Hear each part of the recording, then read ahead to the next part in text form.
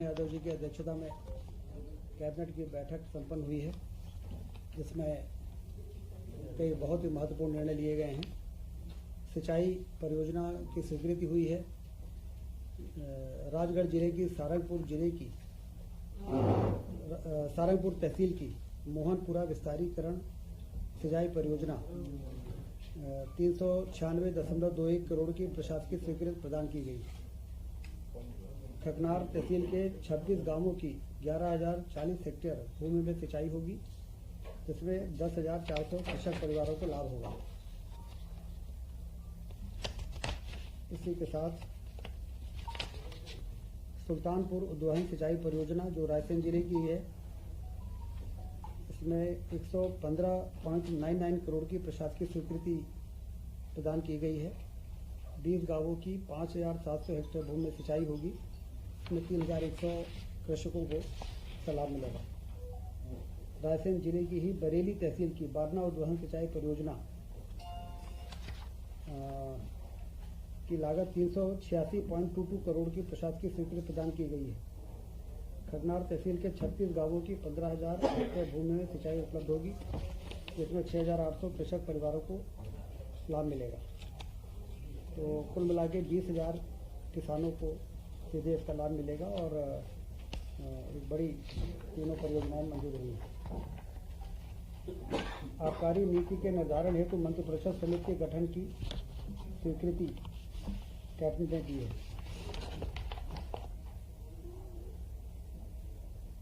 रामचरण गौतम स्वर्गीय सहायक उप निरीक्षक को ड्यूटी के दौरान दुखद मृत्यु होने पर 1 करोड़ रुपए के श्रद्धा निधि कैबिनेट ने मंजूर की है।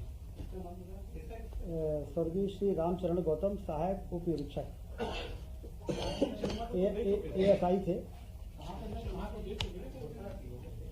10 लाख रुपए मिले थे, 10 लाख रुपए मिल चुके थे, बाकी घोषणा थी, अब ये 1 करोड़ इनको पूरा मिलेगा। सांदीपनी विद्यालय योजना के तहत द्वितीय चरण हेतु 200 सर्व सुविधा संपन्न सांदीपनी विद्यालय की स्थापना की स्वीकृति कैबिनेट ने दी है और इसमें लगभग 3660 करोड़ रुपए व्यय होंगे। तो कुल मिला के जो पहले लगभग 275 विद्यालयों की स्वीकृति हुई थी प्रथम चरण में, द्वितीय चरण में 200 और विद्यालयों की होगा। इसमें लगभग 17 से 18 करोड़ रुपए प्रति विद्यालय खर्च होगा। शैक्षणिक वर्ग के शिक्षकों के लिए चतुर्थ क्रमोन्नति वेतनमान योजना लागू करने की स्वीकृति सहायक शिक्षक तथा नवीन शैक्षणिक संवर्ग के की स्वीकृति हुई है। इसमें उनको समयमान वेतनमान उपलब्ध हो सकेगा। इसमें 322.34 करोड़ का अनुमानित व्यय आएगा।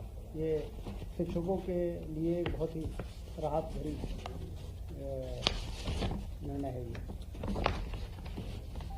ग्वालियर व्यापार मेला 2026 एवं उज्जैन विक्रय महोत्सव व्यापार मेला 2026 में ऑटोमोबाइल विक्रय कर पर मोटरयान कर में 50% की छूट की स्वीकृति की मंजूरी आज कैबिनेट ने दी। मंत्रिपरिषद द्वारा शीघ्रस्थ 2028 को दृष्टिगत रखते हुए उज्जैन संभाग की जल आवर्धन योजना लगभग 1133.67 करोड़ की स्वीकृति प्रदान की गई है।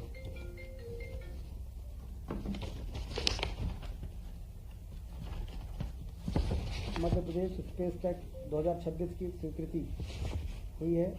यह बहुत ही महत्वपूर्ण नीति का अनुमोदन हुआ है आज। यह नीति उपग्रह निर्माण, भू स्थानीय विश्लेषण एवं डाउन स्ट्रीम अनुप्रयोगों में नवाचार को बढ़ावा देगी। आगामी 5 वर्ष में 1,000 करोड़ का निवेश और लगभग 8,000 का रोजगार सृजन संभावित है। अनुमानित वित्तीय भार 628 करोड़ रुपए। मध्य प्रदेश स्पेस टेक नीति 2026 स्पेस टेक्नोलॉजी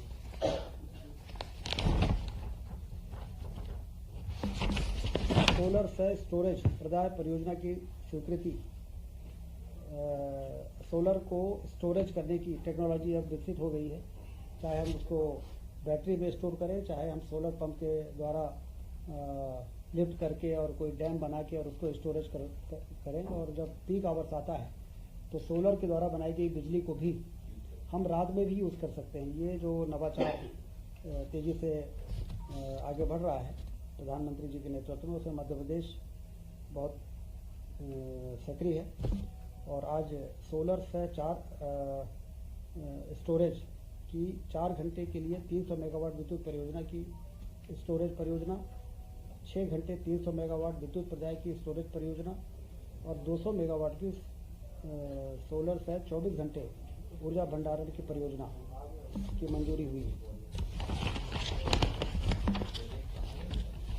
ये अलग अलग लोकेशंस में एक्सप्रेशन ऑफ इंटरेस्ट निकाला जाएगा, बीडर्स आएंगे, वही इन्वेस्टमेंट करेंगे और फिर जो लोएस्ट टैरिफ पर बिजली देगा, जैसे मुरैना परियोजना का आपको ध्यान होगा, ₹2.25 में टैरिफ जो L1 होगा उसको वो प्रोजेक्ट अवार्ड होगा, फिर वो बना के और बिजली को हमारी डिमांड के हिसाब से वो पीक आवर्स में हमको सप्लाई करेंगे।